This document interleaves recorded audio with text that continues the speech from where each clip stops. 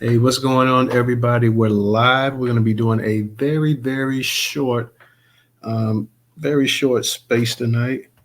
We're live on YouTube. We're live on X. We're going to be doing a very short podcast, very short space. Somebody reached out to me about an alleged quote unquote reparation grift in Philadelphia for 50K. And we're going to discuss that tonight as well. Petrino, he's supposed to be in tonight to talk about it because I believe he lives up there in that actual area. So we want to go ahead and we're going to discuss this. We're going to give our people some time to get up in here. Everybody's moving a little bit slow tonight. So hopefully we should have a very entertaining discussion tonight. He published an article on Medium the other day, and we'll go ahead and we'll touch up on that article once he gets up in here, once our people start to come up in here as well too. Thias, what's going on with you? We're just I was having some technical difficulty and the space got off a little bit late, so we're trying to get everything running now. So like I say, I don't intend for this to be a very long broadcast space tonight, but I want to talk about it and see exactly what's going on with this whole 50K grift up in Philadelphia and the reparation everything that's going on up there. So hopefully, well, Petrino he comes in here, he can give us a little bit more insight on what's going on. Nightfall, what's going on with you? I see you over there as well too, over there on YouTube. Nightfall, have you heard anything about some a grift going on in terms of the actual over there in Philadelphia about reparation? We're gonna discuss that tonight, but Drino he reached out to me. He was getting some facts and everything straightened out as well too. So hopefully, like I said, he should be up here in a little bit. We can go ahead and discuss that before we actually dig into the article. I'm trying to let our people come up in here because I don't want to go ahead and start touching up on that, and then people kind of miss it. He published the article yesterday on Medium. I went ahead and retweeted it out as well too. So shout out Andre. What's up, Elvis, and everybody coming up in here as well too. So we're gonna go ahead and we're gonna touch up on that as soon as he gets up in here. I'm kind of interested as well too because I read the article one time yesterday, and I'm gonna have to go ahead and touch back on that as well tonight. But being up in the actual area, he can actually talk about it as well too. And they're talking about a certain amount of money was allotted, I believe, and it wasn't even touched, it wasn't used, and then you had all kind of different things. I don't want to go ahead because, like I said, I read the article yesterday, and I quite don't know as much about it as he knows because he's up in that area as well too. So we're gonna try to get down to the nitty gritty of it. I'm hoping it's not a grift or anything like that. I know that term gets thrown around pretty loosely here on X and social media as well too. So we'll try to get down to the bottom of things. I can't promise you and say that we know exactly what's what. It seems like it's still a developing story as well too. So hopefully we can hear something concrete.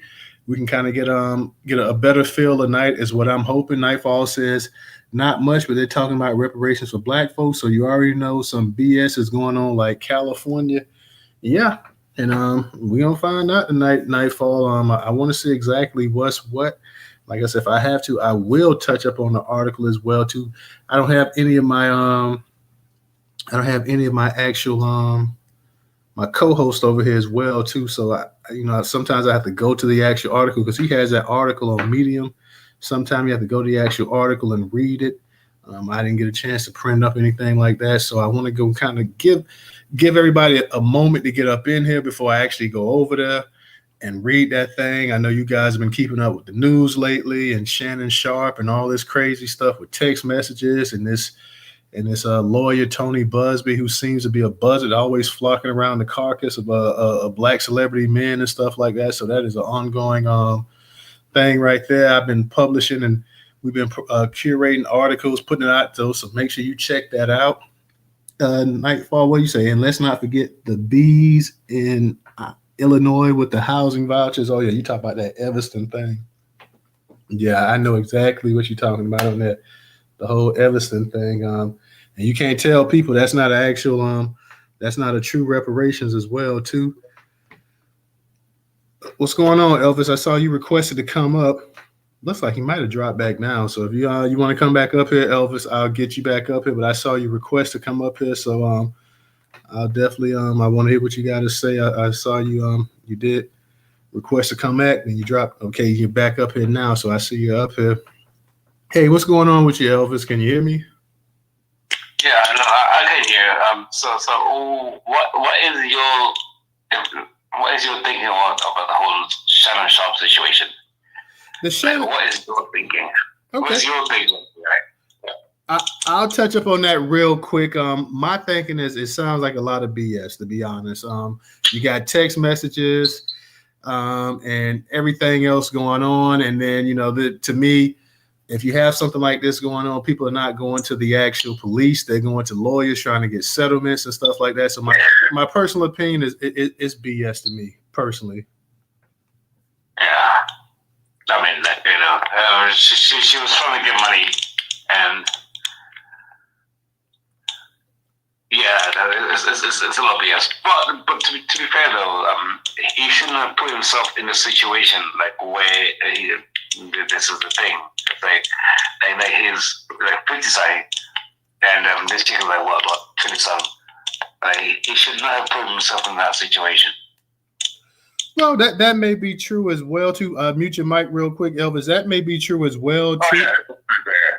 That may be well, but all in all, he still doesn't deserve to have his name smeared, potentially lose millions of dollars, and have this label on him whatsoever that they're trying to stick on. If you were down and you were down to do the dirty or whatever, and she was a consenting adult, like yeah, she was a young woman. She's a young woman, and maybe you can say she's too young for him, but she is a consenting adult, so she's not underage, so it's not illegal. And we see this in basketball. We see some of these women that chase behind some of these young basketball players, Drea Michelle and things like that. Drea's like 40. This guy, she had a child who was like 23 or something, the same age as her son. So it happens. But my thing is that hey, if the guy didn't do it, don't sit up here and lie. So that's my thing. I personally don't believe it. I think he has the text messages and probably some video recordings and everything else like that to kind of put himself in the clear. And the lawyer seems to be an ambulance type chaser that's always looking for a big payday. And he's definitely targeting, to me, it seems like he's definitely targeting a lot of wealthy, rich black men and black celebrities as well, too. So. Yeah, but the reason why Shannon Sharp thing kind of worked is because way back when Shannon Sharp was just like just a football player. He also had this kind of what's it called? This kind of not a violation, but so somebody said something like that about him like way back when. So when he was just like. Well, I'm gonna be honest with you, and I follow Shannon Sharp. Some of the NFL, I wasn't a huge Shannon Sharp fan, but I can't personally remember Shannon Sharp ever being having any kind of allegations tied to him like that when he was playing football. I mean, maybe I missed something or whatever, but that's what I was looking for. Allegations. Yeah.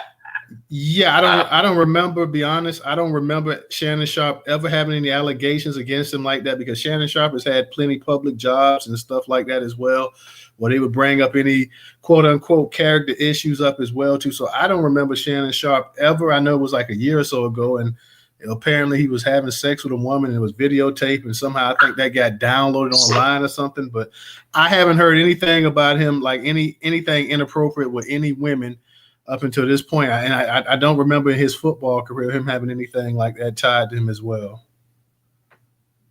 Yeah.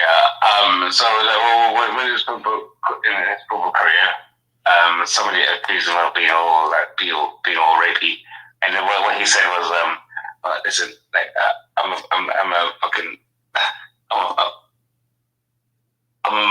player, right? And I play like every day on Sundays. That means." I'm gonna give some pussy, and you're trying to say, try to keep it a little bit clean, Elvis, in here because we do stream, yeah. But I want to ask you a quick question. Mute your mic. I want to ask you a quick question because not to get too far off the title because it is alleged reparations grift in Philly. What happened to the 50K? Let me ask you, Elvis. Are you from Africa? Yeah. Of course I am. Okay. Yeah. What's your feelings about reparations when you hear that discussion come up here in the states over here with Black Americans? What's your opinion and your how do you feel about reparations for Black Americans? Okay. So there's a whole lot of things on reparations. So the thing, reparations for Black Americans, that is just a non-starter.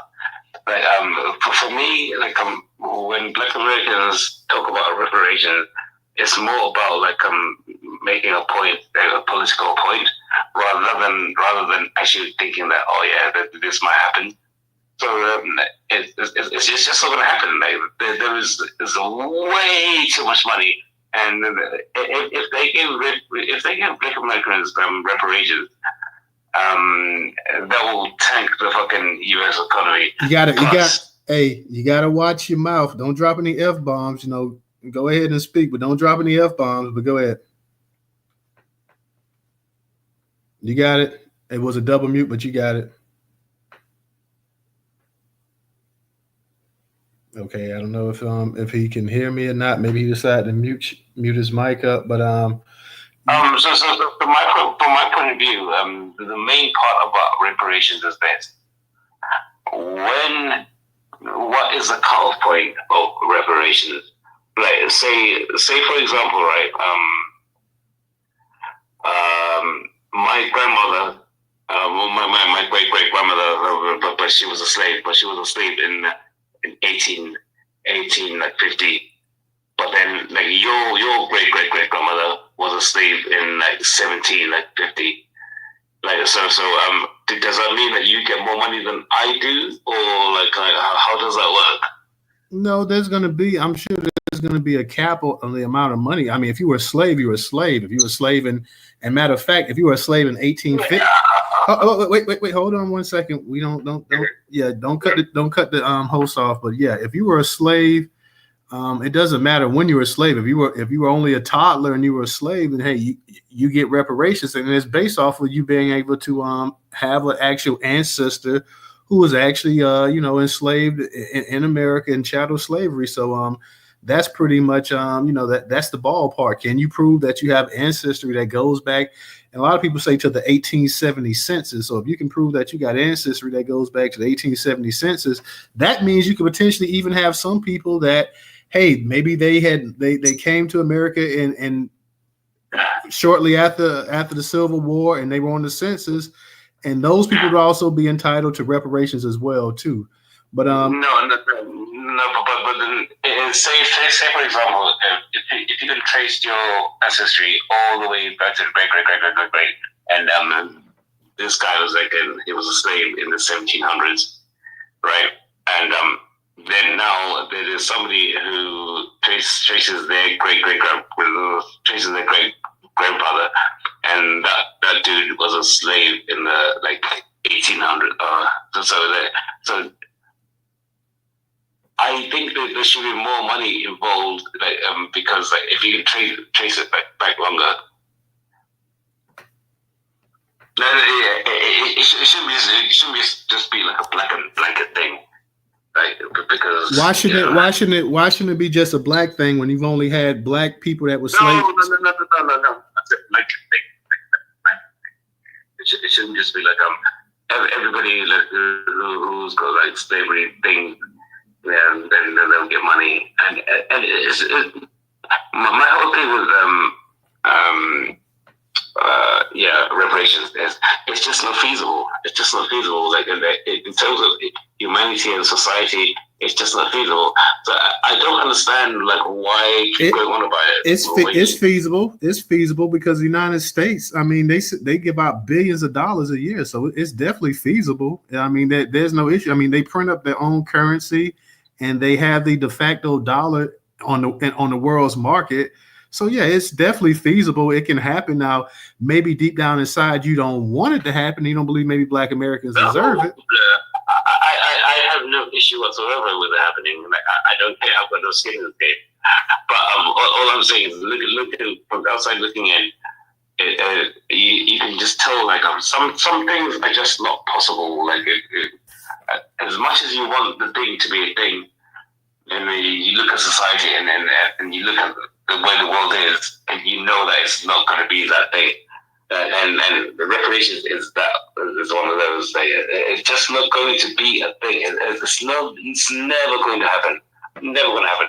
So, because the reason why it's not feasible, and the reason why it's not feasible because it's not. You can't actually work it. You can't actually work it.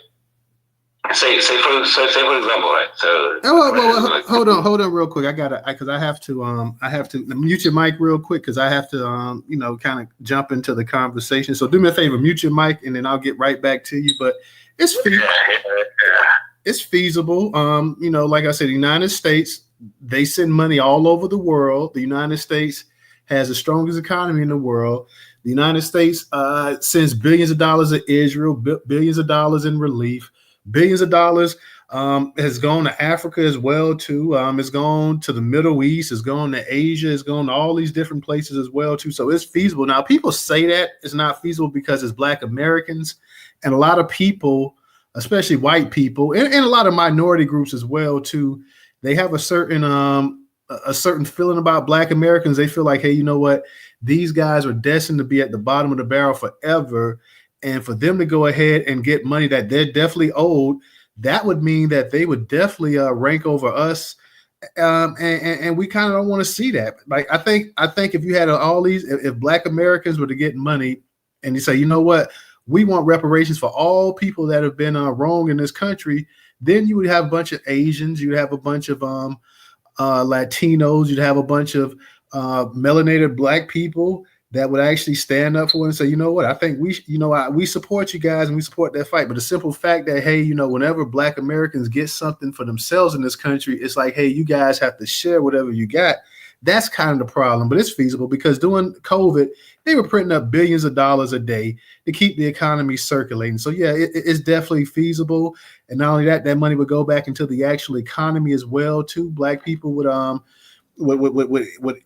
interject the actual economy with all kind of money as well too. So it's definitely feasible. It could be done. If it was, say it was the Jewish community and the same thing that happened to them that happened to us over here, they would have got it probably over 100 years ago. If it had happened to the Italians, if it had happened to the Irish, if it had happened to any other group besides Black Americans, they would already be counting their dough. And not only would they have money, they would have policy and they would have land to go with as well. And they would be a protected class as well too. So yeah, it could happen. You just sometimes have people that deep down inside have some resentment of Black people. They try to play it off and pass it off like they wait. Hold on. We don't cut the host off. We don't. Yeah. We don't mute your mic. We don't cut the host off when he's speaking. So you have a lot of people deep down inside. They have jealousy and they have contempt in their heart, and they try to pass it off and they try to say, well, this ain't feasible and that ain't feasible. Listen, this country spends more on its military than the average nation on earth has for GDP. That's how much we spend. That's how much money we got. When they say money to burn, that's America. So yeah, it could happen. But the simple fact that when you start hearing these people saying, well, we don't want this. And then the main thing, you have a lot of people that have immigrant backgrounds and say, you know what? Well, my family wasn't over here back in 18 something or whatever. Why should we have to pay? So that's pretty much what it is. But go ahead, Elvis. Okay. I understand what you're saying. Because basically it's just not feasible. And the other reason why it's not feasible is because of this. At what stage do you have a cut-off line that you say, like, somebody gets this money and then this person doesn't get that money? What is that cut-off line? You say what is what? I'm sorry, it's kind of hard to make out what you say. What is what now? How does this person get the money? How does this person don't say it again? So if it's reparations, ideally all Black Americans are getting all the money. But No. Not all Black Americans. Black Americans who descend from chattel slavery, they get the money. So people that's over here So people that's over here that don't descend, that may be Black from Africa or the Caribbean or Australia or wherever, if their lineage does not point back to chattel slavery, then they wouldn't be eligible for it. But go ahead. So are you saying to me, right? If I was a black person from Africa and I'm a Black person from Africa and I go to the US in the 1950s, and I'm still experiencing the US in the 1950s, and then I have a kid, and then I have another, and that kid has a kid.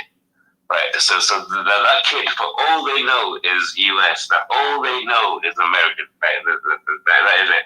So is that kid entitled to money or No, not? sir.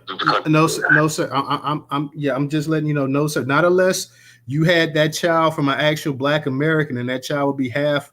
If not, if that child's both sides are, from a foreign a foreign or immigrant background, they wouldn't be eligible, and they shouldn't get reparations. So no, sir, you have to be lineage based. It's lineage based. It's not color based. It's not race based. It's lineage based. So you have to trace it all the way back. Okay, but then so there's only a few select Black Americans who can probably trace their lineage all the way back. That's not true, sir, because we have there were records and everything else that was available during slavery and stuff. And you can even go on something like ancestry.com and you can find relatives that go back. So that's not true. And before I let you go on, let's also understand that, hey, people are in America, they're able to do carbon date and this and that and tell you how old the earth is and how old the universe is and estimate on the age of this and that and the prehistoric age and the dinosaur age and all this other stuff. So if they can estimate how old the earth is, the moon, the stars and all this other stuff, if they can go ahead and carbon date and they can find fossils and this and that or whatever, it's not hard for them to go back 150, 160, 170, 200 years ago and find people when they have the paperwork available. So no, sir, it's not hard at all. No, but then there is. I bet you there was a shitload of Black Americans. Like a shitload of I told you not to curse, but go. I told you not to curse, but go ahead. No. So this is my point, right? So there's a shitload of Black Americans who cannot. Don't troll, okay? We don't do that here, so don't troll. So if I tell you not to do something, don't do it. Don't troll. Don't come back and then ignore what I said. But go ahead.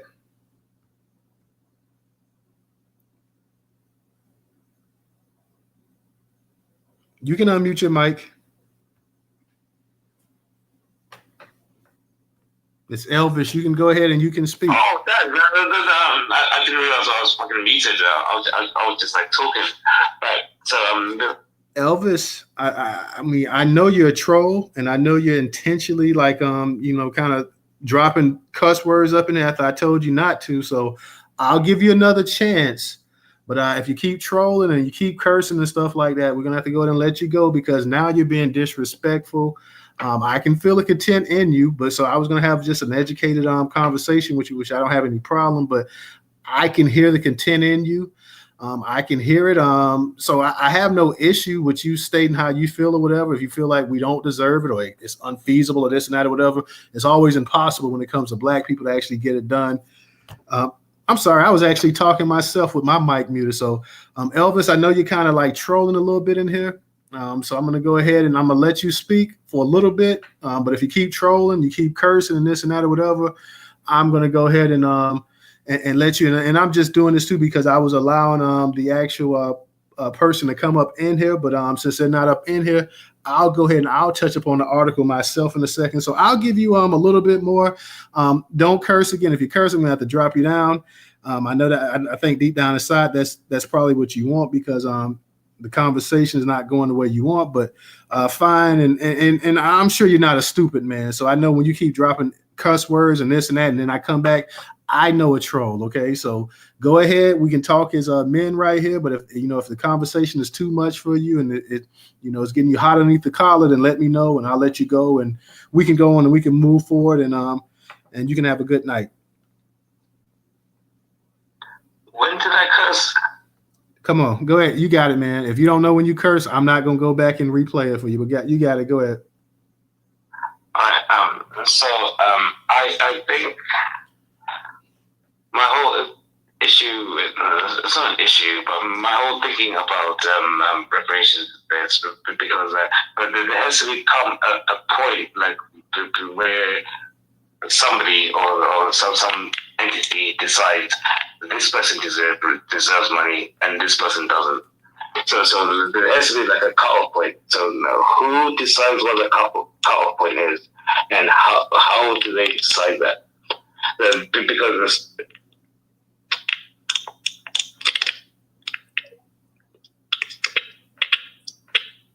Okay, I don't know what that is, but okay. You say who decides the actual reparations? It would have to be Congress. You say who decides the reparations? It would have to be Congress. Let me ask you a question. Let me ask you a question, Elvis. Do your people in Africa, do y'all deserve reparations for colonization? probably, but not really. Not really. Let me ask you another question. Do your people in Africa deserve? Should they pay up reparations for their part in the transatlantic slave trade? Should they give reparations? Should they give land and money and minerals to the black people here in the Western Hemisphere since they actually participate in the transatlantic slave trade? No. Okay, so your people should get off scot-free, and they should never have to pay back a debt that they help create. That's what you're saying? No, I mean, I'm not trying to like hate on everything. I'm not trying to be a dick about it and say that was me swearing. I'm not trying to be like contrary or whatever. All I'm trying to be is just being realistic. Like if you're being realistic about everything, so the reparations thing is never going to happen. So what I would do if I was in charge of Black Americans and I was in Black American like thing, I would concentrate on fighting battles that you can actually win, because this one is a non-starter. It's just a non-starter. Like that will never ever happen. Right. Now you do understand that they say black people would never be free in this country. You do understand they say black people would never vote in this country. You do understand they say black people would never do this, do that, do that, do that, do that.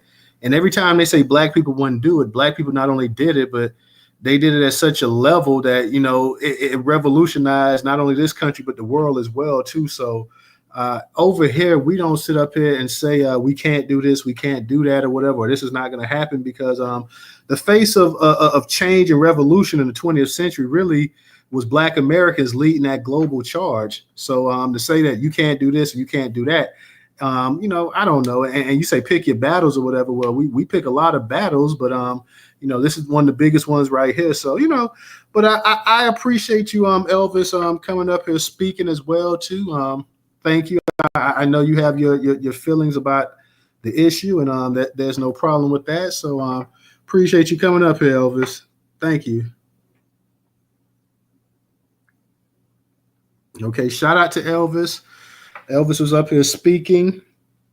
Guys, tonight we're going to be talking about Elvis. We'll get back to you later on. We'll as the discussion gets rolling, we'll get back to you. I see Ray is up in here. Ray, I need you to come up here and co-host just for 1 second, because I want to read this article. And if you get a chance, and I just want to make sure that I got you up in the space. So if you get a chance, I just want to make sure that the audio is fine and stuff when I come up here, because I want to read this article. Ray was up here. I don't see Ray. Okay, I see Ray at the bottom.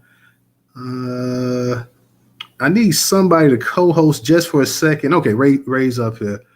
What's up, Ray? Can you hear me? Yeah, I can hear you, brother News. How you doing tonight? I'm doing good. We, of course, Elvis, we'll have to get back to you later on, my friend. We'll get back to you later on. But I'm Padrino. He came up with this actual this topic tonight. I believe he's in Philadelphia. He was supposed to be up in here and read, because he actually did an article that he published on Medium. And we're going to go ahead and we're going to cover up this. It's supposed to be about an alleged reparation grift in Philly. So, Ray, what I'm going to do is I'm going to find that article real quick, if you give me a second, and I'm going to click, and hopefully I won't lose the space because he tweeted out, so I got to go straight to it from X. I'm going to click on this, Ray, and let me know if you can still hear me. And if you can, I'm going to go ahead and I'm going to start reading. Give me 1 second. Give me 1 second. Can you hear me, Ray? Loud and clear. Okay. This article is titled Tension, Silence, and a 50K Grant, The Unraveling of Philadelphia's Reparation Task Force. This is on Medium.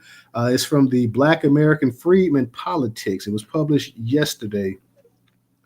What began as a historic initiative in Philadelphia to address the lasting harms of systematic racism is now unraveling under the weight of internal conflict, unanswered questions, and power struggles. The Philadelphia Reparations Task Force, launched in 2023 with the promise of community-led justice, has found itself in a public credibility crisis. At the center of the turmoil, a $50,000 grant, a disputed leadership election, the quiet removals of Breonna Moore and other task force members that have seen 4 Black women exit the task force in less than a year. A grant that sparked tension in early 2024, the national organization Black Voters Matter awarded the Philadelphia Reparations Task Force a $50,000 grant. The grant was seen as a breakthrough for a body that until then had been operating without a formal budget and oversight many critics say was a foundational flaw from the outset. While the funding was intended to empower community engagement and expand programming citywide, internal discourse soon followed. According to multiple sources, the allocation of the funds became a flashpoint, particularly as expectations for public outreach, such as hosting town halls in all 10 councilman districts, were unmet. Only one town hall was held in June 2024 at St. Joe's Southwest Campus on 48th in Baltimore, with a reported cost of just $1,000.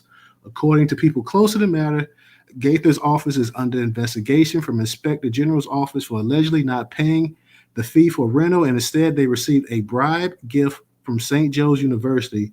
Several employees from St. Joe's and the councilwoman's office were involved in the elaborate scheme. A vote ignored, a chair removed. Those questions came to a head when members of the task force, citing a desire for democratic structure, called for a vote on leadership and independence. Following procedures outlined on page 17 of the task force handbook, 7 members cast votes on 2 key issues. 1, electing a formal chair and dissolving the co-chair model, and 2, determining whether to sever ties with Councilmember Jamie Gaither's office, where the task force had been administratively housed. According to the task force members, the results wanted the task force to operate independently of Gaither's office, but days later, Moore was quietly removed without formal notice or explanation from Gaither or her staff. In the wake of her removal, Gaither's office reportedly spread a claim that Moore had advocated to abolish the task force, an assertion directly refuted by internal voting records and members familiar with the process. The aim of the task force chair or other members was not to dismantle the task force, but to return it to its roots as community-led body, not under the preview of a single elected official. By removing the task force from under Gaither's office, the task force would have returned to its roots as a community-led body, not a task force under a single elected. That's not how reparations task force operate. Black women pushed out. Moore's removal marked the 4th Black woman to depart from the task force under contentious circumstances. Rashawn Williams, who served alongside Moore, was a co-chair, was also removed during the same period, but according to records and colleagues only, Williams received a formal notice of his dismissal from the task force, not Moore. I was never formally notified from her or her office that I was moved from the task force. I was taken down from the city's official reparations task force website and the Rep 215 website. I was told by a fiscal sponsor and task force members that her office informed her that I was no longer part of the task force. You have to ask why. You have to ask her why she removed me, Brown and Moore stated. Leadership gaps are now stark. Both co-chair positions remain vacant, and the health and wellness chair remains unfulfilled. Then Jessica Gladney, the task force project manager, resigned on October 21st, citing internal dysfunction. Gaither's office has since posted the position as vacant on the city council's website. Symbolic support, structural silence. Since its formation, the task force has been held up by City Hall as a sign of progress, featured in resolutions, media appearances, and public forums. but critics argue the support has been more performative than practical. There's been no real infrastructure, no budget, no commitment from the city to support the effort beyond lip service.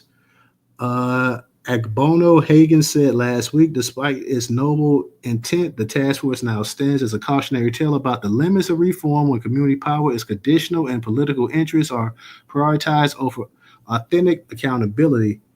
A future in limbo.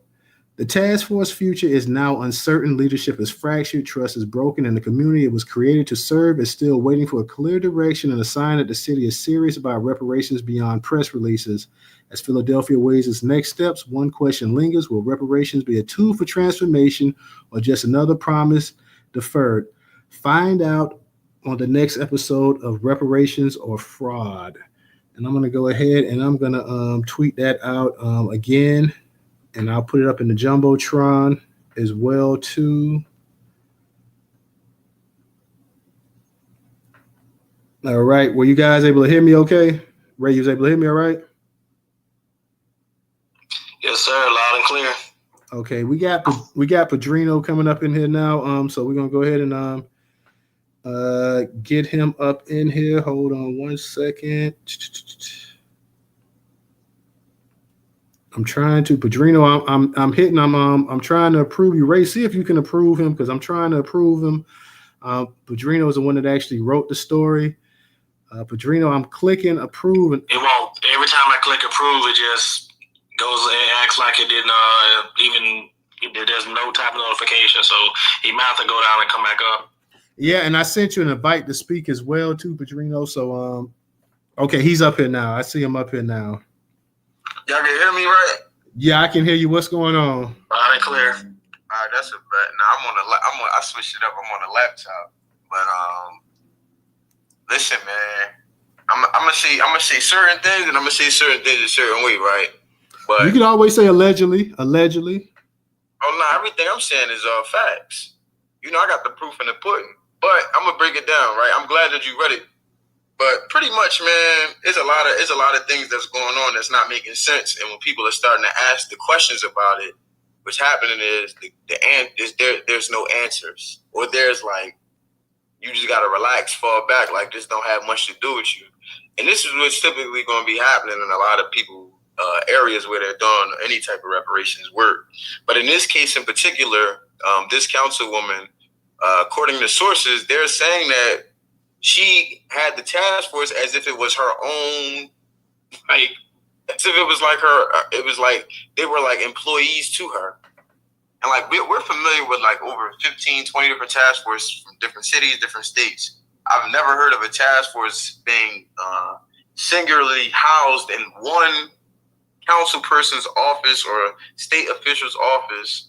And then they're also in control of spending the money that is used that the task force wrote and got a grant for, but the council member is able to utilize that money as well. That doesn't make sense to me. So those are a few things that I noticed, but I also raised major awareness to because it doesn't make sense. So yeah. When now the task force it was formed in 2024? Yeah, so it started in 2024, but the thing is, it was already voted upon in June of 2023. They waited damn near a year to actually have the first meeting because you know how like it'll get voted on in the summertime, and then once the new year starts in like January, to be like, yo, go from January to like July to do something. So they picked June, which was a year later. But again, you're talking about 2 years, no bread. 2 years. One task force event, 2 years, $50,000, and a significant amount of that money has been spent. We'll talk about that later, though. Okay, because I know that's the question that everybody wants to know, and based on the title as well too, the 50K. Now the 50K was a grant, right? Yeah, so the 50K was a grant from Black Voters Matter. So they got a $50,000 grant from Black Voters Matter. But the thing is, since the task force was a body, they also had a fiscal sponsor, which was if y'all don't know what a fiscal sponsor is, that's like somebody managing the money via a third party because you might not have the proper accounts and things like that for your business or whatever. But again, usually task force, they're like in a department, like they're in different departments.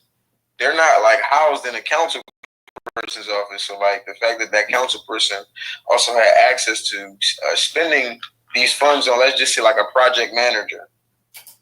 You know what I'm saying? Like, why are we spending money on a project manager if you have task force members that are volunteering their time? I can see if you're spending money on an economist for like lawyers. We're spending money on project managers. That's just another nigga to get some money. So what's the actual temperature of the actual citizens up there? I mean, because I'm sure when you guys first heard about a task force being assembled up there in Philly, you guys were kind of optimistic, and and of course I know you saw how everything else was happening around the country as well too. So I'm sure you're optimistic. At the same time, your feelings were a little bit guarded as well too. What was the initial feeling when you guys had the task force and you heard that it was being created, as compared to the actual feelings with people in the actual city right now? How are they feeling? Do they feel like they're being cheated, or they're just taking a wait and see type approach or whatever?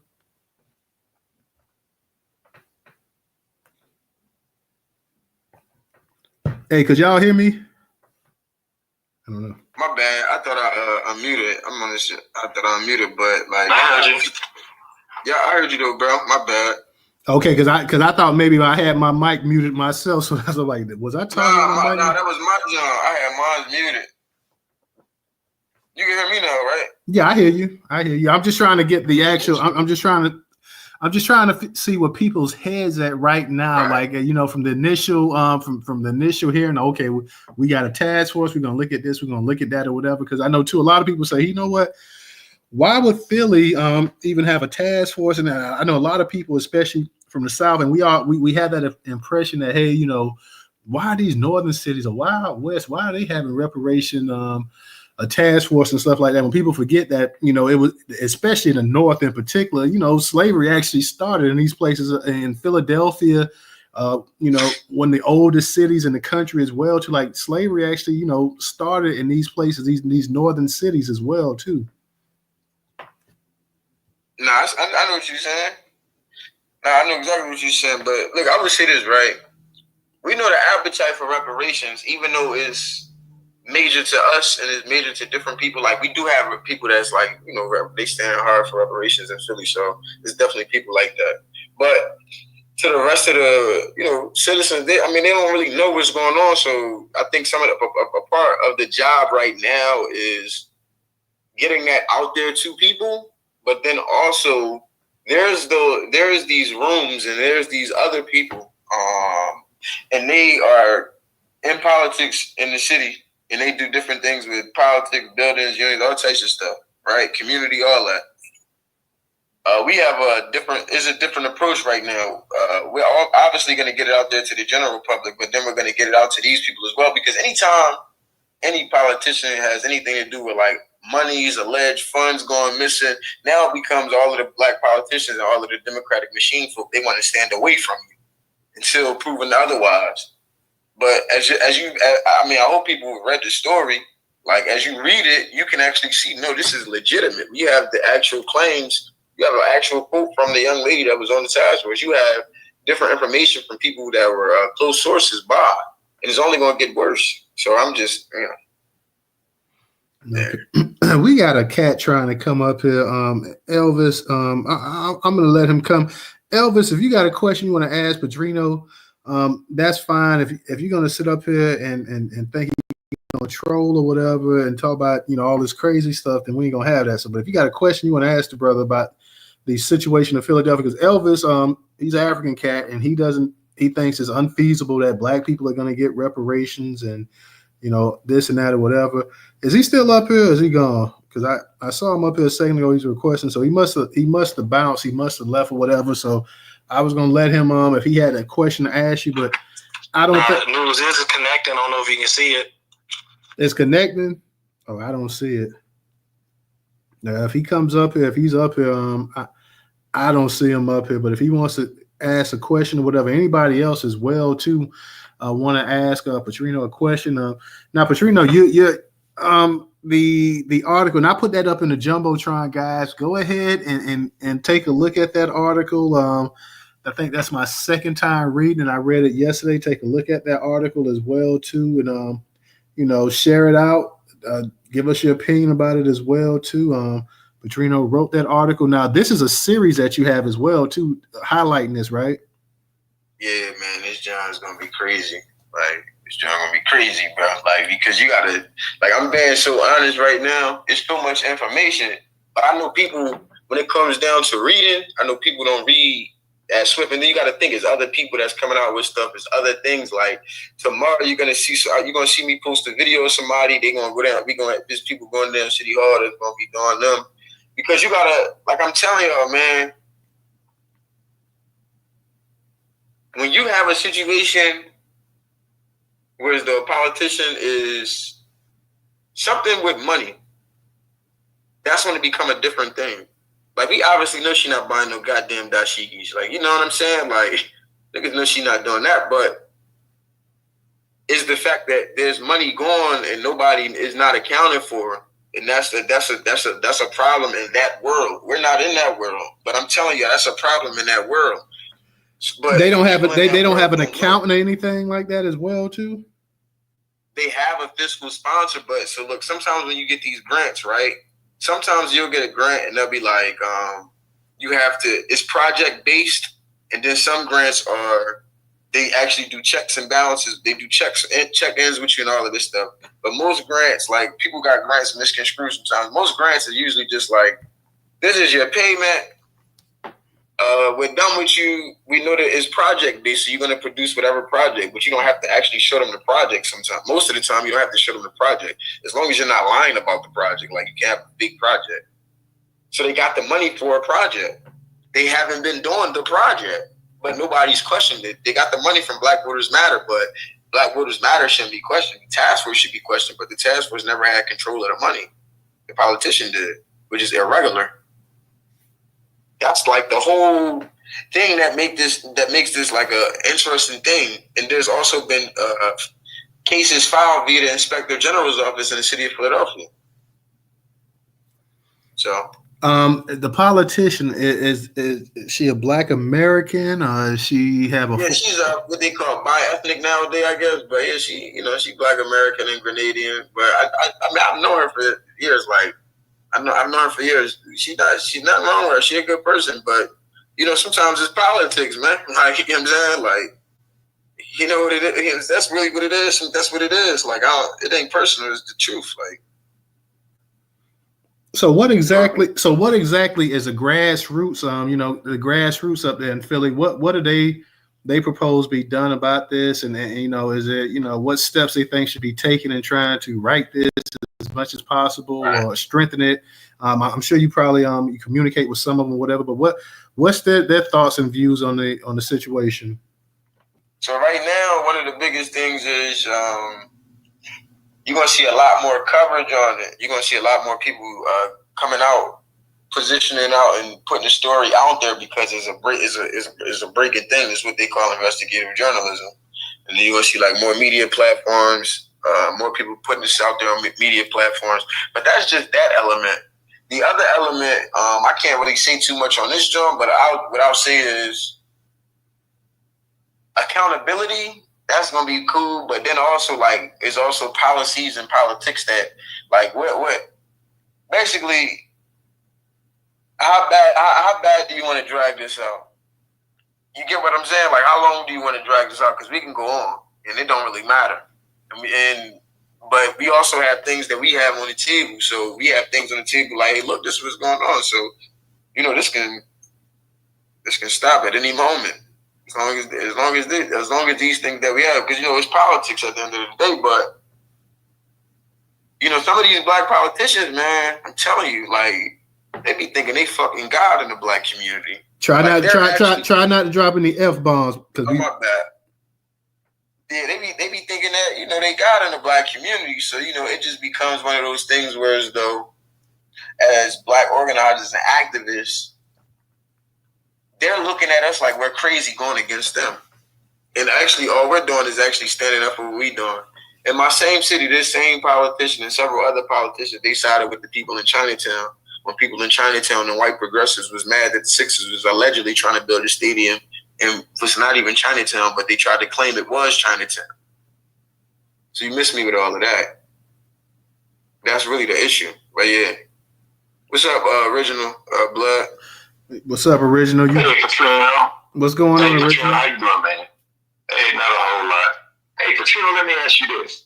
Are you aware that Black Voters Matter, they're financed by this Open Society organization, which is owned by George Soros? That's who financed them.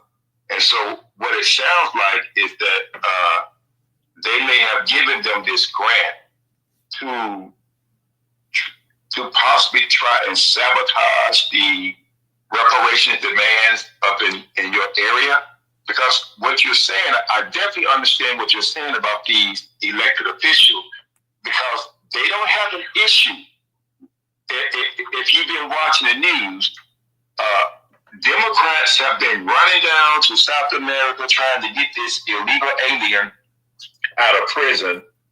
And when I look at how a lot of Democrats, like Lucy McBeth, who was just reelected in Congress here in Georgia, how a lot of these Democrats, they will, especially the Black ones, they will publicly cite what they're going to do for the gay community and what they're going to do for the illegal aliens. And see, what they're doing is that they are providing them with resources based on their gay status or their immigrant status. I know a brother that lives in Miami, Florida. He said he went to he had to call or went to his office, and he was told that you have to be Haitian to access these resources. So what I'm seeing that's going on is that they're trying their best to sabotage our demand for what we are owed, but they want to see how they can funnel the money to themselves or to these other groups, particularly these immigrant groups and these gay groups, and we still end up with nothing. And I just want to know if you were aware of that. So absolutely, I'm aware of that. What I would say is this, right? Yeah, that could be a thing, but I'm just saying, like, the bottom line from, like, what it is and how it is in the politics. Like, I get, like, you know, Black Voters Matter, they get some of their funding from the Open Society, but and they also do fundraising on their own, and then they also get larger grants, and then they're also a part of the Democratic machines who get different funding. So, I understand that. But Black Voters Matter don't have nothing to do with how the money was being managed. And what I'm saying is the money should never have been managed by the council person. It should have been managed by the task force. But the money, we've never seen a task force be managed by, first of all, we've never seen a task force bring in a grant. The task force in Philly started off wrong because they didn't have a budget. No task force we've ever heard of did not have a budget. All of the ones that we hear about, they have some kind of budget to bring in additional resources. So this one already started off the wrong way. Then it started off the wrong way because it was housed inside of a council person's office. That's another major flaw. And then that leads to the funding being in control of that said politician. So really at fault, like I said, is that said politician, because again, Black Voters Matter, cool, they gave it bread, but shit, there's some people that's getting bread from Black Voters Matter. Like, you get bread from Black Voters Matter and do whatever you want. I'm telling you, I've seen it. But I get what you're saying, but I'm just saying, like, I'm seeing it like in real time. So, but it's other bread out there though. Like, it's other bread. That's the whole point of, like, we have a series of legislative bills to bring in money to the lineage to do other services and also different offices and things like that. But these people are being negligent. They're practicing benign neglect against us. We've been in communication with people for 2 to 3 years, damn near 4. Some of these people are confused that this is going on. Like, I really want y'all to understand this. They're like, why are you doing this? Why are y'all doing this to them? Why are y'all doing this to me? We know, like, that's what I'm saying. Like, it shouldn't be like that. But this is how Black Pot, like, this shit crazy, man.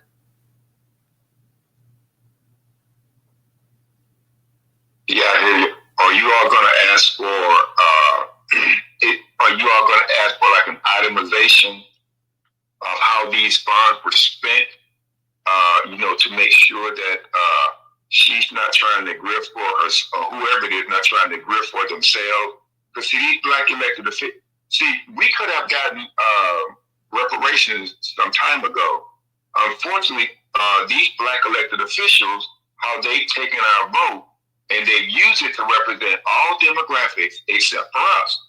And now that we're making these demands on them, they themselves are having issues.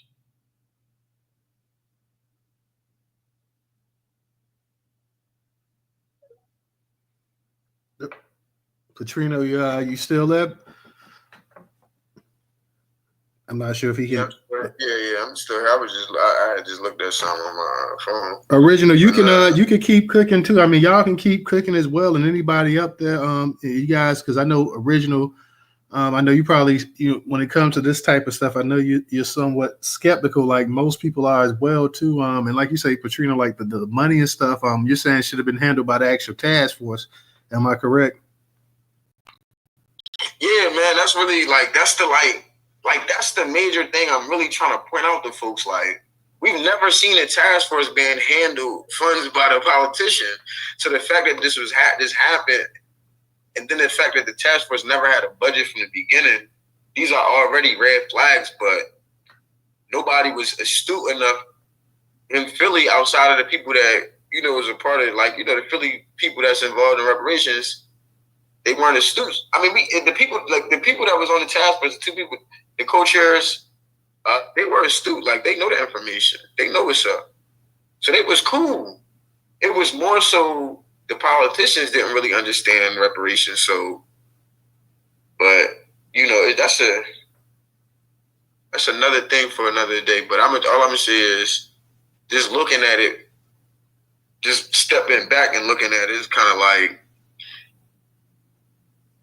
it just was mishandled from the beginning. And now we're here, and people are trying to just act like nothing happened when you're raising questions. And that's where it's like, nah, everybody got to know about this now. That's really everybody got to know. Katrina, have you all sent her any kind of demand letter? Even if you had to send it like certified, and her office had to sign. I can't say too much on the line because we. Okay. What I'm tell you is like, it's real like politics going on. Like, we actually this is not gonna stop until we get what we want, and we already know. You already know what we want. We've been sending it. You already got an email. You know what I'm saying? But this is they're not used to people doing this. So when you're doing this, they're literally like, yo, these niggas, they're baffled. Because you gotta think, I do a Juneteenth festival. I could be getting city funding, state funding, all types of different funding. I'm putting bread on the line. I do programs and all that. I'm putting bread on the line. I'm messing up my money. That's what some dude hey, you ain't gotta do. You messing up your money. What you talking about? We gonna get that back in some.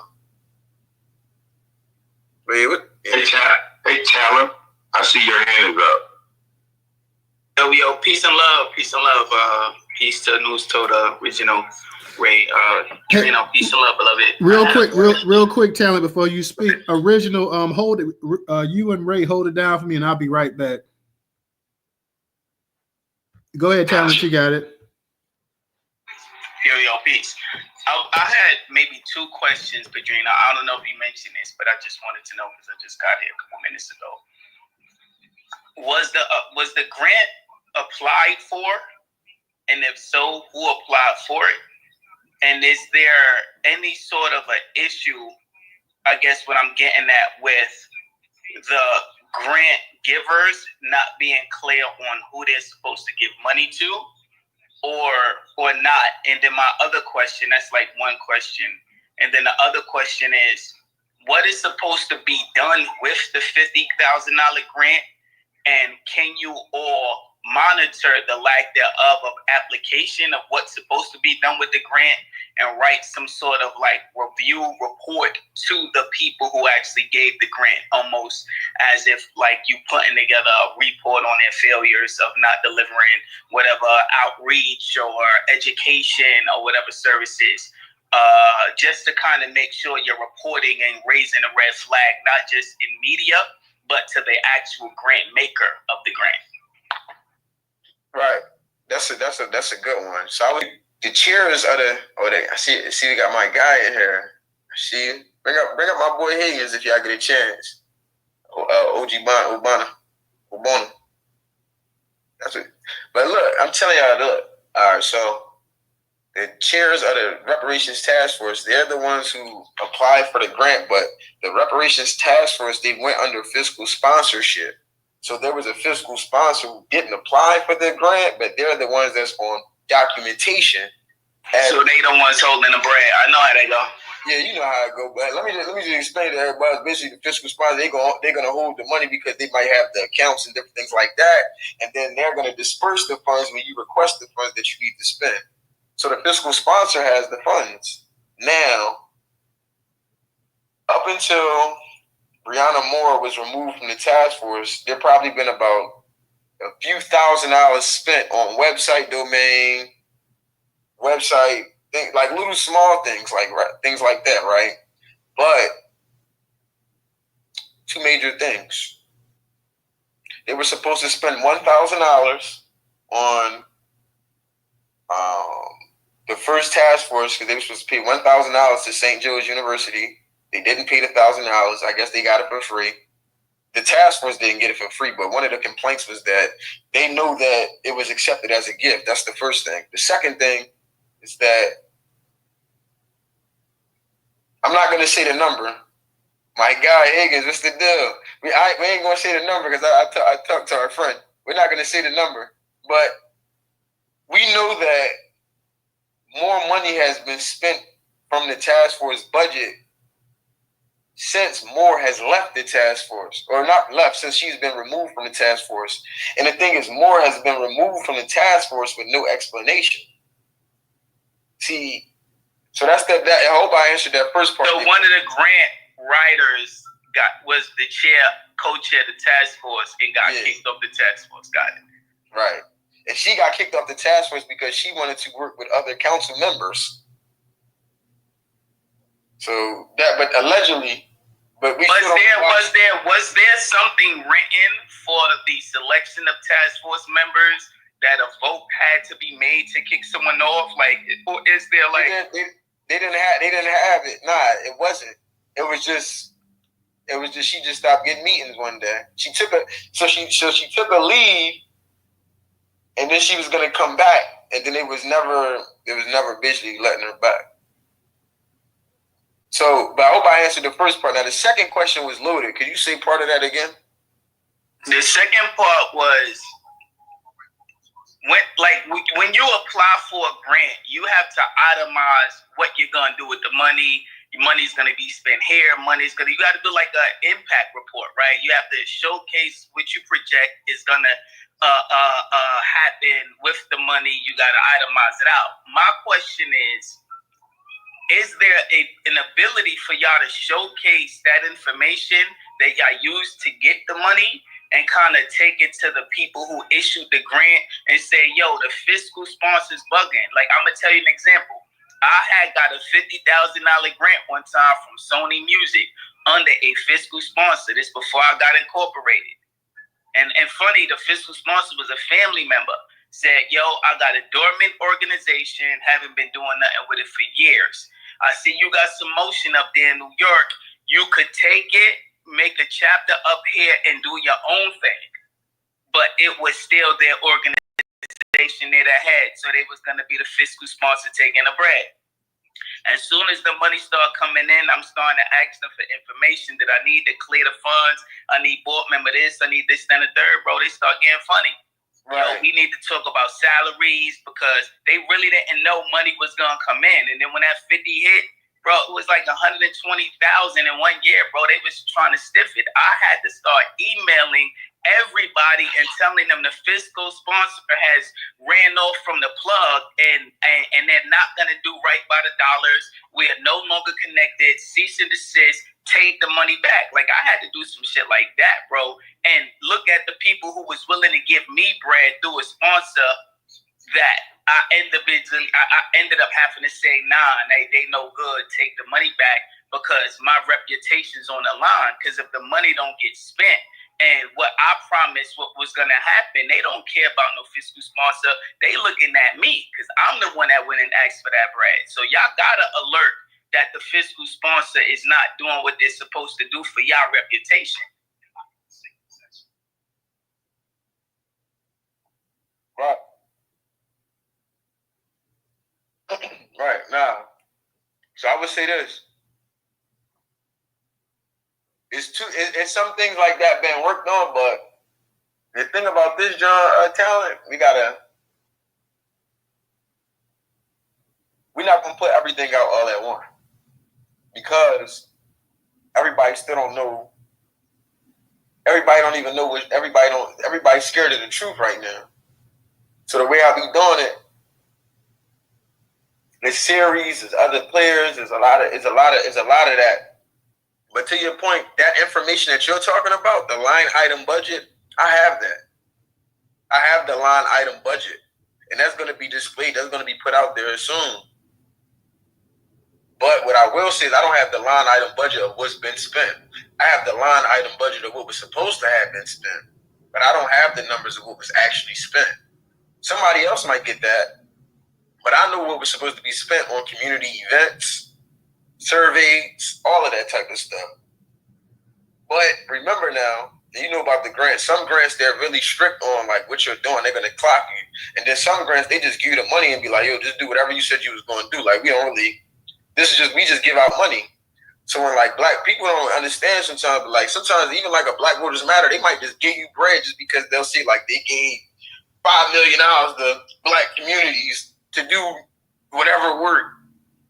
And that makes it seem like Black Voters Matter is doing it, but the organizations are just tapped in with Black Voters Matter. Black Voters Matter don't even have members.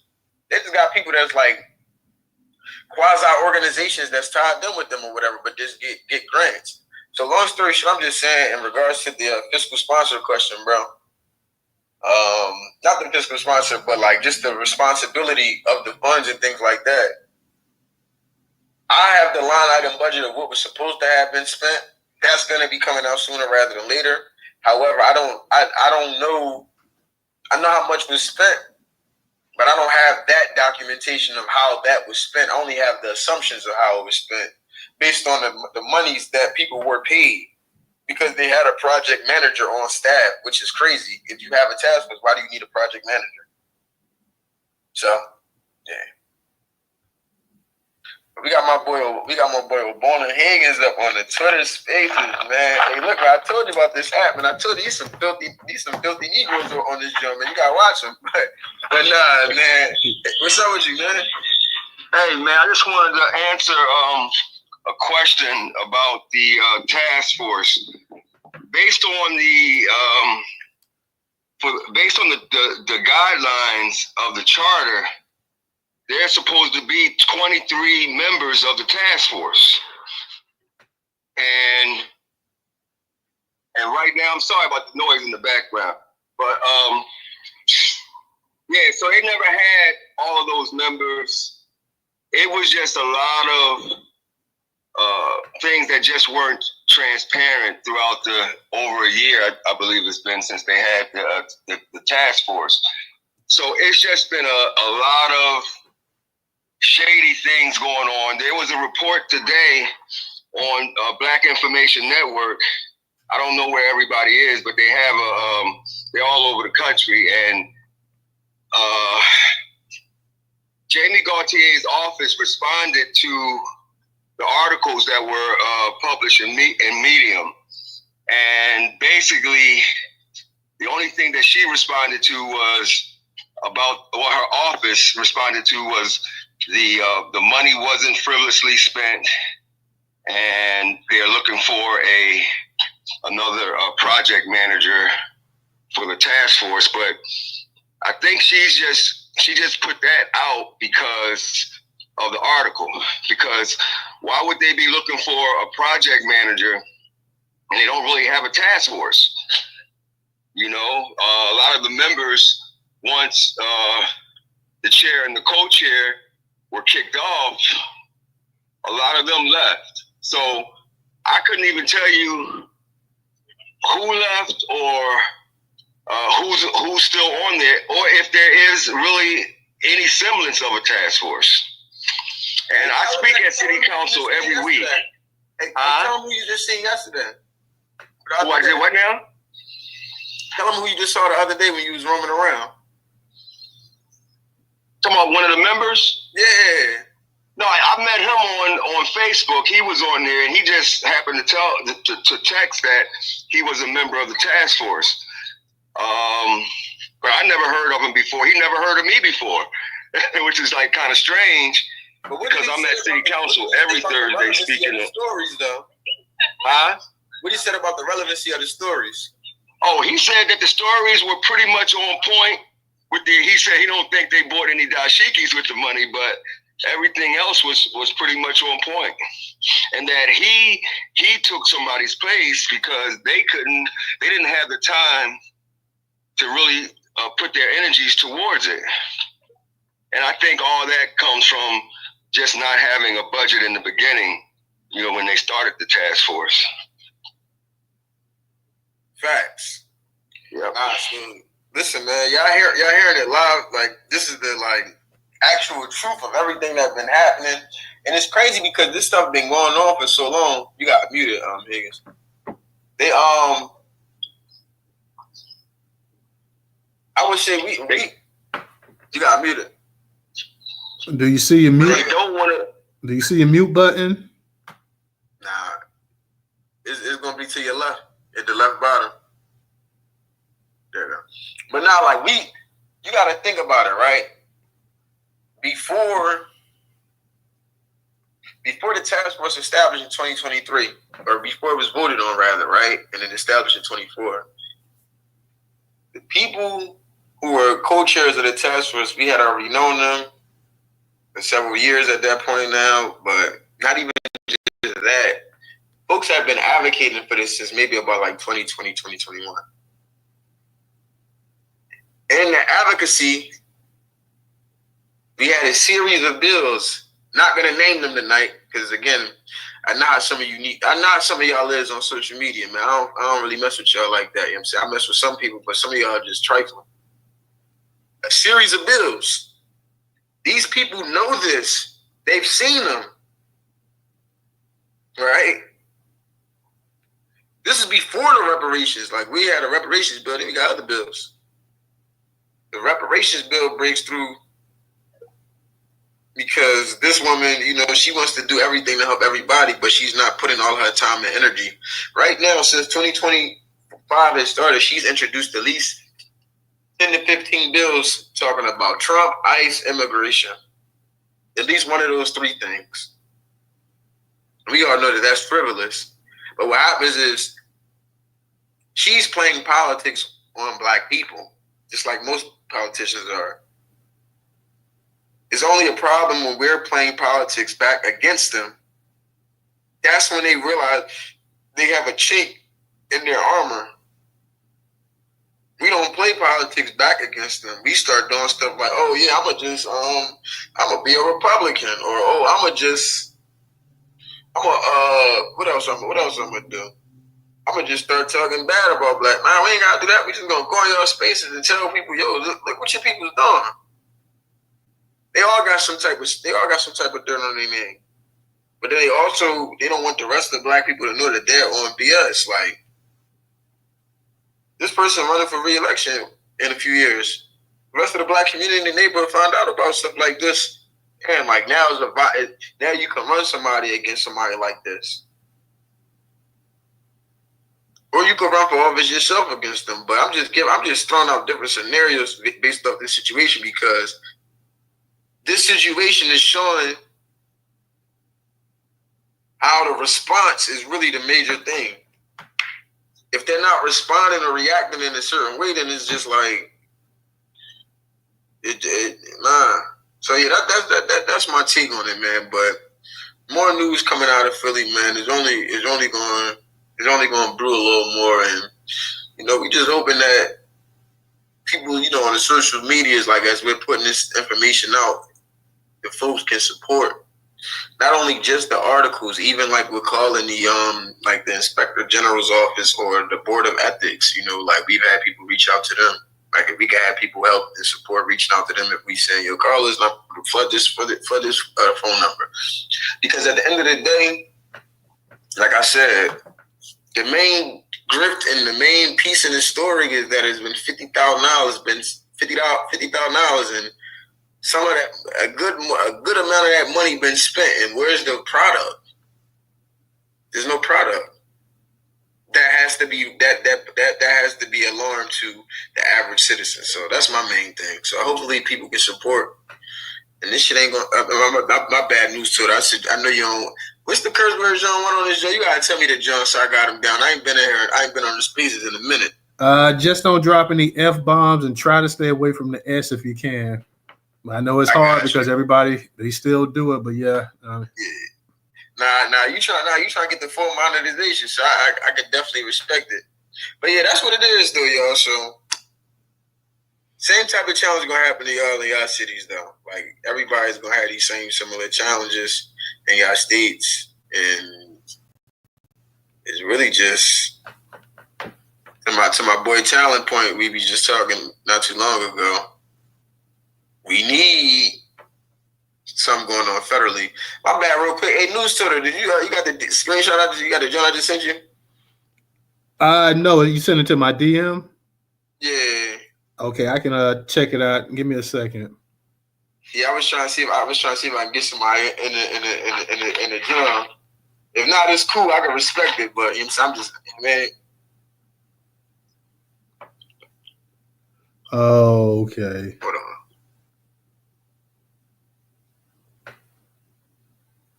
But anybody got any different questions? You talk about Steven?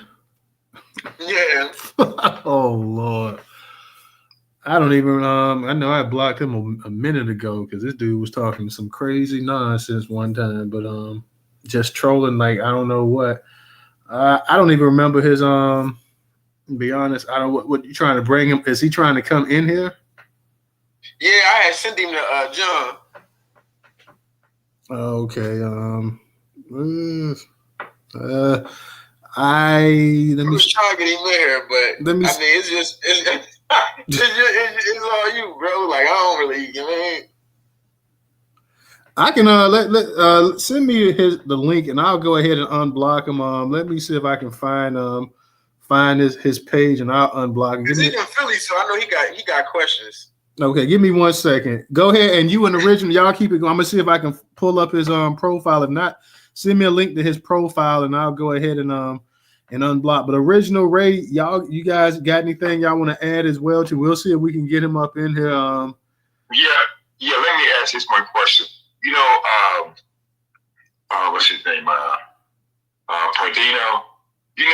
When you get a grant or something, there's something called deliverables.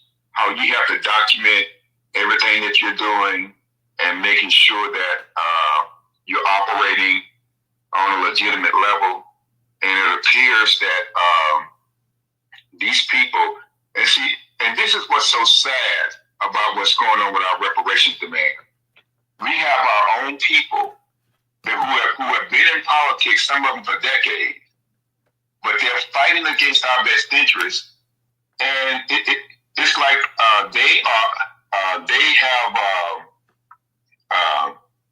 they decided to side with the dominant society against us, and so it's like they never thought that we would be educated enough to track what they was doing and question them on it. And so I just want to know, I know it's kind of borderline with the, itemization or whatever, but if were they doing deliverables so that they were, documenting exactly, what they were doing, with the money, as far as if there was a meeting who attended the meetings and things like that, and what was discussed to ensure that everything was above board. So they met one deliverable. I'm gonna tell you, they met one, and the one deliverable that they did meet was to have the one task force meeting. But outside of that, nah, they didn't meet none of them Jones, bro. They were supposed to have like 12 to 15 task force meetings. They didn't even have 3. You see what I'm saying? So like that part right there, but to the itemization and the thing like that with the money, like the grant that they got, it wasn't one of those type of grants. Like I get what you said, but it wasn't one of those kind of grants that they can have a magnifying glass on you. Now we can flip it on them and make, the people be responsible for it, but only thing I would say is this, like a lot of people, they're trying to play politics. So like people want to try to act like they gonna try to fake cover it up. You know what I'm saying? Like that's the reason why we trying to go at this point, how we going at it. Like we going at it crazy. We going at them hard like this because they're gonna act like this ain't going on. Like that's the sad thing about like a lot of our politicians in the community. They act like it's not going on until it actually hit the fan. Like once it hit the big stage, now people gotta step away from it. But until it hit the big stage, it ain't true. It's just broke niggas talking because it's free Wi-Fi. So literally, like that's why we going crazy. Like we get it out there on all the different platforms. We got different people talking about this stuff, man. They out here lying to my people. And then my people don't even know that this thing going on. That's what's even crazier. Yes, sir. Well, I did unblock him though. So, but go ahead. I'm sorry, Original. Go ahead. Well, I salute people like you and Talent. You all are very well versed on this, and with the backing of other people, we can make these people do right by us. Like I said previously, they never thought that we would be educated enough to challenge them. And now that we're exposing them for their non-representation of our issues for decades, they are running scared. They are literally running scared that we have the audacity to put demands on them. We were supposed to just allow them to take our vote and use it any way that they wanted to. And they see that time has ended and that we're moving differently and we're not going to stop. So I want to just say that I really salute you for that. Yes, yeah, y'all doing. I have to give you the credit. Like, you know what I'm saying. You guys are out there actually getting it and stuff. So we definitely have to give you guys your due on that, and just keep doing what you're doing, man. I know it's nothing glamorous, anything like that, but it is appreciative as well too. Is your boy Steven up in here? Because I don't see him up in it. Yeah, I DM'd him. I told him he good now, so he ain't see the message yet. So he probably about to see it soon. But okay, man. Nah. To your point though, man. Nah, we definitely on this. We on that same wavelength. Like it just be difficult though sometimes, man. Like I said, the biggest opposition in what we got going on right now is different black politicians. And I'm only saying that, like, obviously I'm in a black city, but I mean, they are Democrats anyway. But yeah, man, that's our biggest opposition, man. They put money in everything else but us. And when they are putting money into us is anti-violence stuff. But when we start talking about these grants, man, like we got to start looking at the money. They'll give somebody a $5,000 or a $10,000 grant or a $20,000 grant, maybe, for an anti-violence program, but then they'll give University of Penn $5 million to do a study on violence prevention or something like that. You know what I'm saying? Like this is the disparity in which we're talking about. Like, and I know people like, damn, this nigga talking about bread. I'm talking about bread because they use our plight, apply for different monies because things are a part of like health crises and different things like that, or environmental studies and stuff like that. And then what they'll do is they'll give somebody in the community a $10,000, $5,000, $2,000 grant. Like I was getting a little $500 grant from somebody that was getting $1 million from the state. See what I'm saying? You see how the cookie crumble?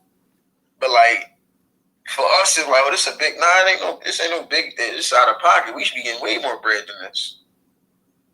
But they lock us out of stuff.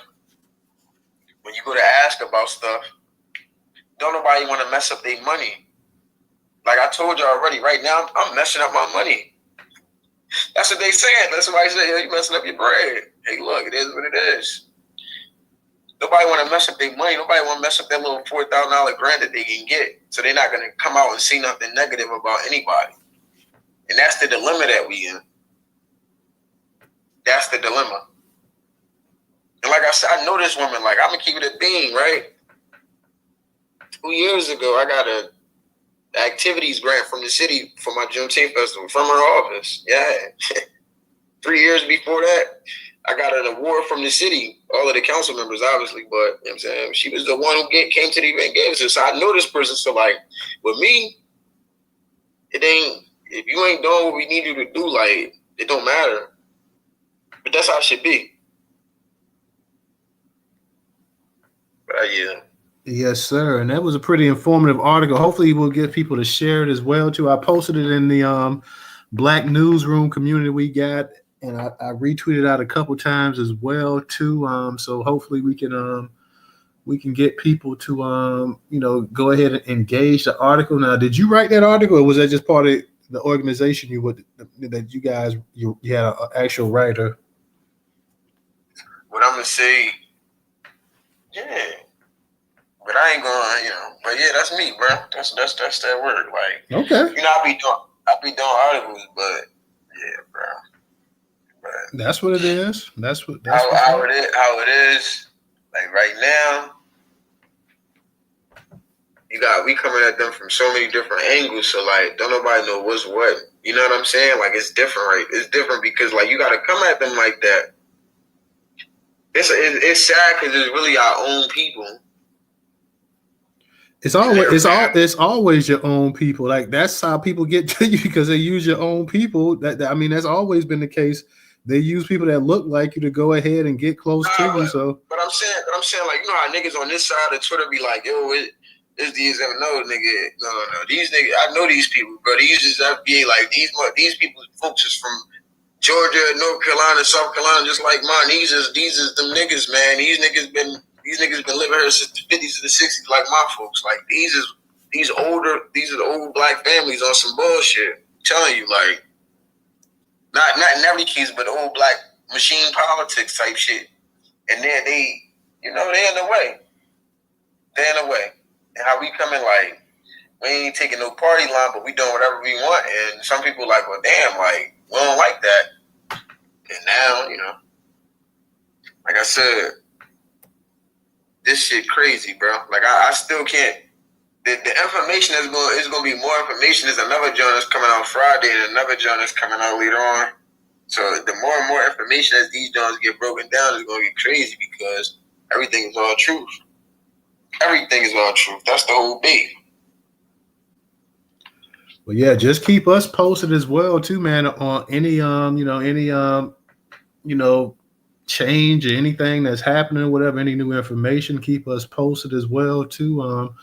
Like I said, we can when you hit me up with the article and I looked at it, whatever, and I said, well, maybe having a space around this, and I actually thought we were going to get more people to actually come up and actually talk about it as well too.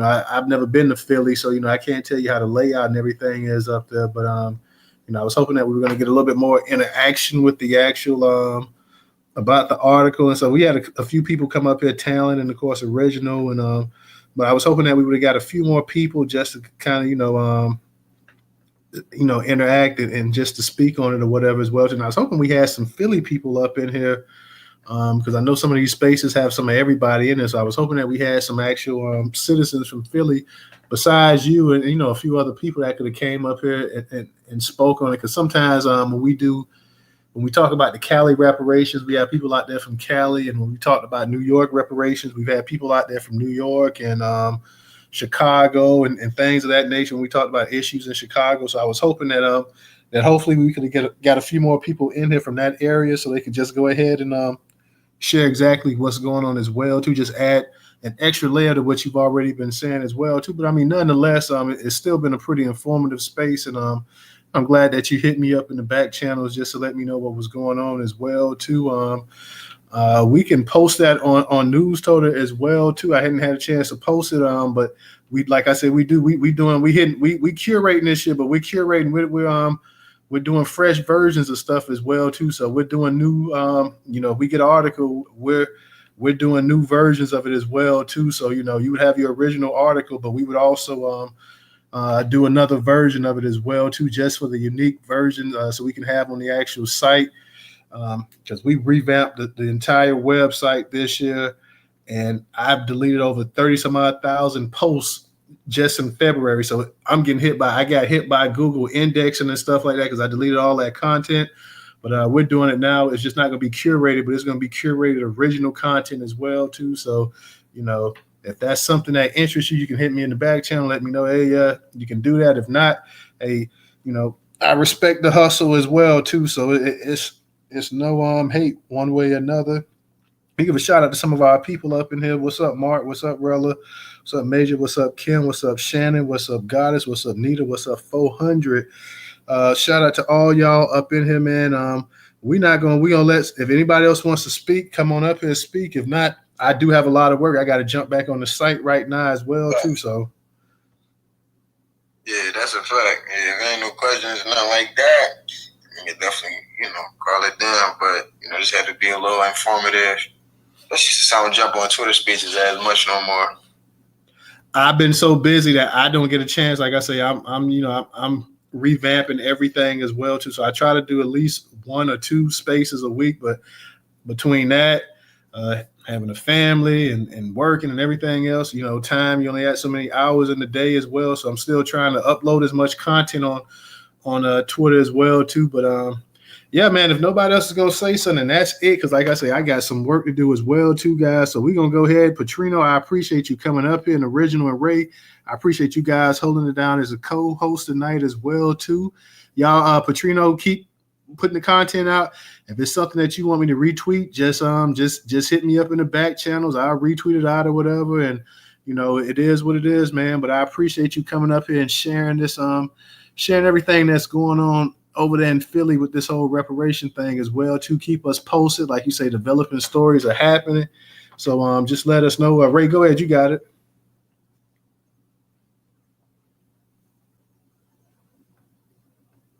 You there, Ray? Ray had his hand up. I don't know if he's in the Matrix or not.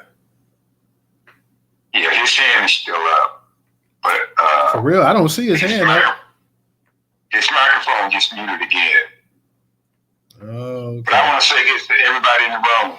Everybody get that article and share it.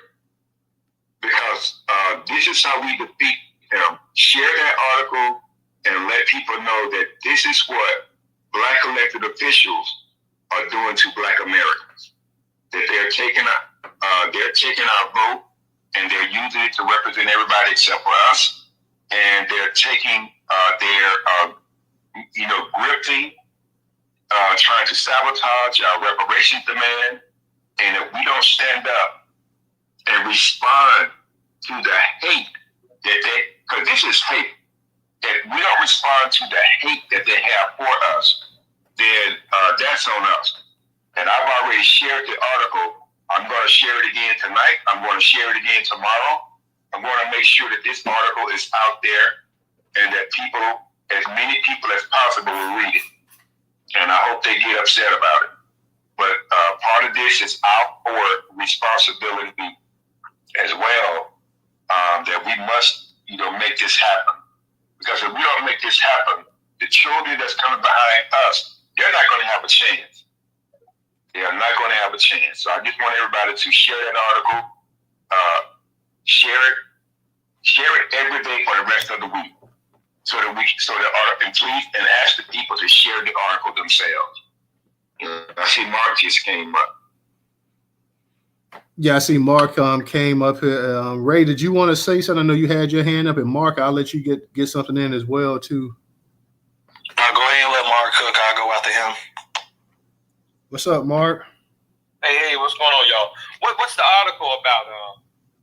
I had a room earlier, and 9 times out of 10, I guarantee it's gonna play right into what this article is about, even though I don't know what it's about. Well, you got Go ahead, Petrino. Yeah, so what's up, Mark? So basically, in Philly, they had a reparations task force, right? Now, the reparations task force, it wasn't funded by the city. The city didn't fund it. They didn't even have a budget for it. So we already knew it was messed up from the beginning. The woman, there was 2 co-chairs of the task force. One was removed, and then the other one resigned, or something like that. And pretty much, they got a $50,000 grant. The $50,000 grant wasn't properly used, and now here we are. But the community never knew about it. And not to mention, the Reparation Task Force, they didn't do anything. They've been around since 2024, like June. So they've been around for a year, and they haven't come to any preliminary reports, things like that. But we've been in communication behind the scenes, and in our communication behind the scenes, this is what we've been basically trying. I'm gonna say it like this, right? And Mark, you know politics. You know how I go when you have a conversation with somebody. Hey, look, there's either one of 3 things gonna happen. You know what I'm saying? So this is one of the 3 things that had to happen.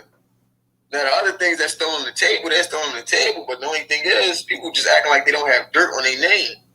And that's the thing that a lot of black politicians, like I was telling the speech earlier, like a lot of these black politicians, they just feel like these niggas, they think they got in the community or something like. So that's what it is. So she didn't really steal $50,000, but they got a $50,000 grant. And the task force hasn't spent the money. And there's nobody questioning any of this, so we're just exposing this. And we have some different counteract moves and things like that to go along with it. But yeah, that's the gist of it. So the elected official went and got $50,000, supposedly. No. The task force went and applied for $50,000. They got the $50,000 from another nonprofit. Okay. And what did the elected officials have to do with it? I mean, well, Just the grift. The elected official is utilizing the task force as if like the task force members as if they're her employees. So you know how most task force they'll be a part of, like, I think the California one was a part of like the Department of Justice or something like that. The task force is not housed in that task force is housed in the city council's office basically. So they're only working with that office. They're not even working with other council members. Look, I had a space earlier today where I talked about these African Americans and the role that they play in the destruction of our communities. And there's one solution for them, and that is nationwide. We must go against them. Now let's look at why we must go against them. All while this immigration move was happening, they were supporting it, but weren't supporting reparations, right? From top to bottom, these black elected officials, these African American elected officials, said absolutely nothing while these immigrants were being flooded into the country. They were giving them all resources known to man, while our people continue to be homeless and jobless. And I mean, everything that our people have been marching, getting dog sick on us, and on up until now, these elected officials supported these other groups receiving. And so we passed having these conversations about these African Americans. It's time we unseat. It needs to be a nationwide call to unseat every single one of them. Let's stop operating as separate cities when it comes to these type of situations, because they didn't operate as separate cities. They all agreed that nationwide, especially in these Democrat cities, that they were going to replace us. And so it's time that we all agree that we're going to replace them. And we need to, really make this message and sound it off as, so loud that everybody across the country will get on board. These people, and I think I heard somebody saying, these people hate us. These African Americans, these people of color. I'm just using all the little, terminologies. Black and browns, these BIPOCs, minorities. These are the people who hate us, and they would do everything for every other group and never do anything for us, and then demand that we support them. Well, it's time we throw them on their head, y'all. Or we find ourselves 5-10 years later having the same conversation because we refuse to go after them. And I'm being specific. These African Americans who are helping these other groups of people the minute they come into this country. They're attaching these Africans and Caribbeans to our justice claim, to our resources, at the expense of us and our children. And if we don't do something about it, they're going to continue to do it. They're no friend of ours. They're no ally of ours. They're not our people. Even though they're descendants of slavery, they're not our people. And the only thing they're going to understand is when we go against them. So let's send a strong message to them. To these African Americans who feel as though we don't have anything to say, and they feel like they can do whatever they want to do, and we shouldn't question them. And so instead of us, every other week pissed off at them, well, let's show how much we're pissed off at them by replacing them all over the country. And I say this again because they supported a measure that would have wiped us out. And in some places, they've already wiped us out. They helped these other people wipe us out. In LA, places in, let me say places in California, places in Florida, places in New York, Minnesota. It didn't happen without them. These crackers and wheat thins work together. These African Americans will help everybody but us. And so it's time that we show them that we mean business. They don't care about reparations. They're getting theirs now. That's why they don't have anything to say about it. They're part of this coalition, this Democratic coalition that fights for everybody but us. And last but not least, when you look at DEI, notice how they didn't have anything to say about the less than 5%. You know why? Because that's all they want. They would give the rest to other groups, white women, everybody else, as long as they maintain that less than 5%. If you don't believe what I'm saying, look at the contracts in your city. I guarantee you it's less than 5%. No different than this DEI crap. As long as they get what they want, which is always less than 5%, it's all good. The rest can go to everybody else. Yes, sir. Appreciate that, Mark. Ray, go ahead, let you get it in, and we're going to go ahead and close this thing out. Now, I just want to see if I heard you right earlier. Did you say you were having another space this week? No. We were chilling with the family. No, this will be the last one for the week. I say that I'm trying to do 1 or 2, but I'm so busy working on the site. Yeah, so yeah, this will be the last one. Okay. Yeah, I just wanted to see, man, would you consider, obviously this was a business space, getting everybody right, just have a fun space, man. But see, want to review that movie, Sinners, see if you seen it and just get your thoughts on it. I haven't seen it. I've heard a lot of good things about it. A bunch of articles on the site talking about it as well, too. But I haven't seen it. I want to see it, but I haven't seen it yet. When I seen last night with the wife, man, it was pretty good. I would just want to chop it up with y'all. I'm not going to ruin it if you haven't seen it yet. Yeah, Ray, if I get a chance to see it, I may look in seriously trying to do a space on. I know a few people have done spaces on it, but I haven't seen it. But I heard I know Ross said it was pretty good, and a number of other people liked it as well too, man. So I need to catch it. A lot of times I've been lazy. I've been just waiting for the things to come, leave the movies and come on streaming and stuff like that. But I need to go ahead and try to catch it as soon as I can. That's it, my brother. I'll land. I'll catch you next week. Yes, sir. We have one more person. Shay, I'll let you real quick if you want to say something before we close it out. Did you want to say something? No, I gotta get ready to close out. I mean, you was talking about some grants, and that's important. We need to know information like that. Mark Carter, your space was fire earlier, but we need to know that information. That's important. That's finance. Even though some people don't believe in getting grants, which is to me doesn't make sense, but and it's stupid or nothing from the government. Well, how do we live and survive? Period. So anyway, yeah, that's all I wanted to say.